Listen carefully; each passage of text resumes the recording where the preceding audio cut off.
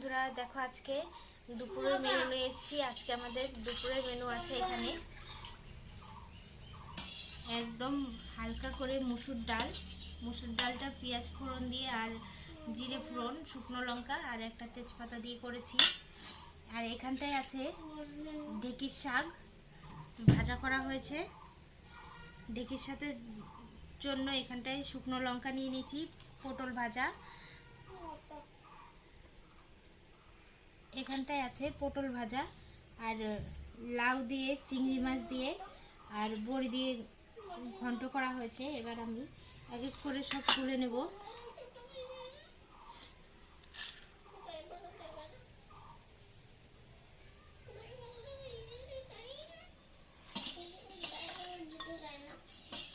মুসুরির ডালটা হালকা করে রান্না করলে খুব টেস্ট লাগে খেতে। তার সাথে যদি একটু লেবু থাকে তো অসাধারণ লাগে। আর ঢেঁকির শাকটা তো আমার সবচাইতে প্রিয় শাক। আজকে সকালবেলা ঘুম থেকে উঠেই বাড়ির সামনে দিয়ে দেখতে পেলাম যে ঢেঁকির শাক যাচ্ছে, তাই তার করে আগেই ঢেঁকির শাকটা কিনে নিয়েছি। ঢেঁকির শাকটা খেতে অসাধারণ লাগে। আর কে কে তোমরা ঢেঁকির শাক খেয়েছো অবশ্যই আমাকে বলবে যে ঢেঁকির শাকটা তোমাদের কাছে কীরকম লাগে খেতে।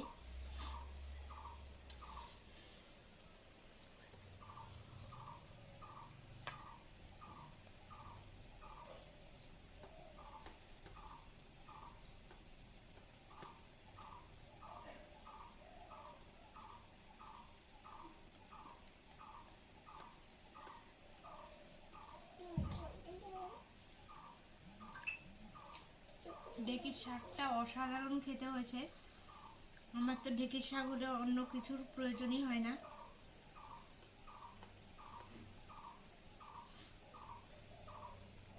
আজকের ভিডিওটা এই পর্যন্তই।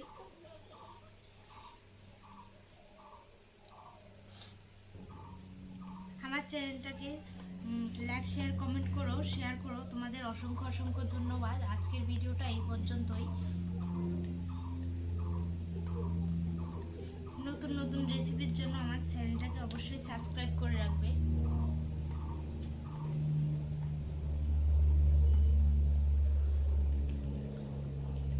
আর খেতে আস,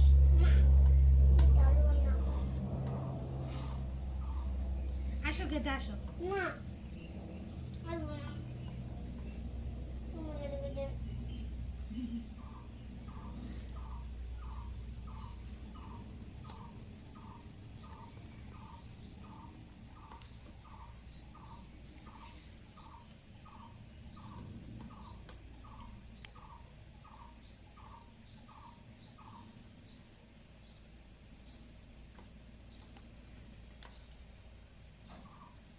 আজকের লাউ তরকারিটাও খুব টেস্ট হয়েছে।